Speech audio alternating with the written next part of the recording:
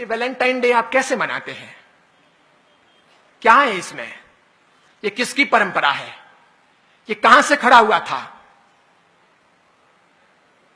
Italy के जन्मे हुए एक व्यक्ति थे, कट्टर ईसाई थे, सेंट वैलेंटाइन बन गए थे। उन्होंने एक लड़की के साथ शादी की थी। वहां के राजा को यह नागवार गुजरा था। वे उन्हें ईसाइयत से और इस प्रेम से तब्दील करना चाहते थे। 14 फरवरी को उनकी मौत हुई। उनकी याद में वैलेंटाइन डे प्रारंभ हुआ। आपके कौन मरा जिसके लिए आप वैलेंटाइन डे मना रहे हो? कौन सा इतिहास आपके घर में रचा गया कि जिसके लिए वैलेंटाइन डे मना रहे हो? शादी का दिन मना लेते। और पति और पत्नी का प्रेम तो सदैव होना चाहिए, प्रतिपल होना चाहिए। वो मात्र चमड़ी का नहीं होना चाहिए, वो दिल का होना चाहिए।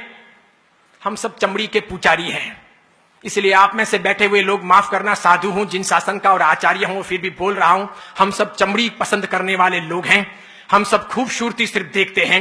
हम नाक देखते हैं, होठ देखते हैं, आंखें देखते हैं, उसकी स्टाइल देखते हैं, उसकी अदाएं देखते हैं, उसकी कमर देखते हैं, उसके गाल और नाक नक्श देखते हैं और दीवाने बनते हैं। हम बेहुदे गंदे लोग हैं और इसीलिए हम वहीं पर अटके हैं। और इसीलिए हमारे प्यार का तकाजा, प्यार का अर्थ, प्यार का रूप भी सिर्फ चमड़ी तक सीमित है। अगर उसके आगे है तो वैलेंटाइन डे की आवश्यकता नहीं है। मेरे बाप भी प्यार करते थे मेरी मां से और मेरी मां भी प्यार करती थी मेरे पिता से। आपके पिता ने भी प्यार किया होगा आपकी मां से और आपकी मां ने भी प्यार किया होगा पिता से। जरूर उनके वहां पर उस समय उस रूम को सजाने के लिए गुलाब के फूल नहीं रहे होंगे, कोई रूम स्प्रे या बॉडी स्प्रे नहीं रहा होगा, वो टब नहीं रहे होंगे कि साथ में बात कर सके। इसके सिवाय अन्य अन्य प्रकार के संसाधन नहीं रहे होंगे, वो स्नो, शैम्पू, वो खूबसूरती के अन्य अंदाज नहीं रहे होंगे। तरबीज जीवन की पवित्रता रही होगी, समर्पण का भाव रहा होगा, वो अर्धांगिनी का रूप रहा होगा, वो गहरी आत्मीयता रही होगी, वो दिल रहा होगा, वो प्यार रहा होगा, वो घनिष्ठता रही होगी। मेरे ख्याल से हम में से अधिकांश के मां बाप ने अभी तक, मां ने बाप को नहीं छोड़ा और बाप ने मां को नहीं छोड़ा।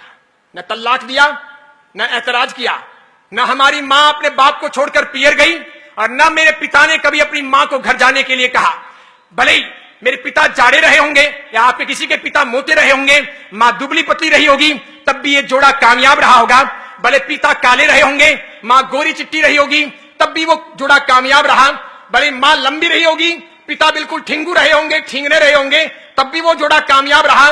भले पिता अक्कल वाले रहे होंगे, मां अनपढ़ रही होगी, तब भी वो जोड़ा कामयाब रहा। आज तो हम इंच इंच देखते हैं, सेंटीमीटर सेंटीमीटर देखते हैं। आज हम देखते हैं कि उसकी आंखें बराबर नहीं है, उसके होठ बराबर नहीं है, वो बोलती है तो वो यूं यूं बोलती है, या फिर वो जो है ना वो देखता है तो बार बार यूं यूं देखता है, इसलिए मुझे ऐसा पसंद नहीं है। अरे डूब मरो चुल्लू भर पानी लेकर हाथ में कि हम चमड़ी के पुजारी हैं। हम दिल कब तलाशेंगे, हम अच्छी व्यवस्थाएं कब खड़ी करेंगे, हम संस्कारों की चिंता कब करेंगे, एक अच्छी इंसानियत के तौर पर इस दुनिया में ज्ञान का दिया कब जलाएंगे। अरे सब साधु तो बन नहीं सकते ये मैं मानता हूं, सब साधवियां हो नहीं सकती ये मैं मानता हूं। शादी करना आवश्यकता है जिंदगी की। हर कोई त्यागी बनकर के इस मार्ग पर आएगा नहीं। अधिकांश लोग गृहस्थ जीवन ही पालेंगे तो पाणी ग्रहण होगा, विवाह होगा। और विवाह के बाद कौन क्या करता है ये मुझे कुछ कहने की और पढ़ाने की आवश्यकता नहीं है। इसलिए गृहस्थ धर्म है, गृहस्थ जीवन है, गृहस्थ एक आधार है। इसे महावीर ने अलग से एक परंपरा कहा है, एक धर्म की व्यवस्थाएं दी है। लेकिन महावीर चमड़ी के आधार पर बातें करने वाले या चमड़ी को प्रमुखता देने वाले इंसान नहीं। उन्होंने उससे ऊपर हट करके न्याय, नीति, प्रामाणिकता, पवित्रता, प्रेम, भाईचारा, लगाव, मैत्री, आत्मीयता, सबकी बातें की।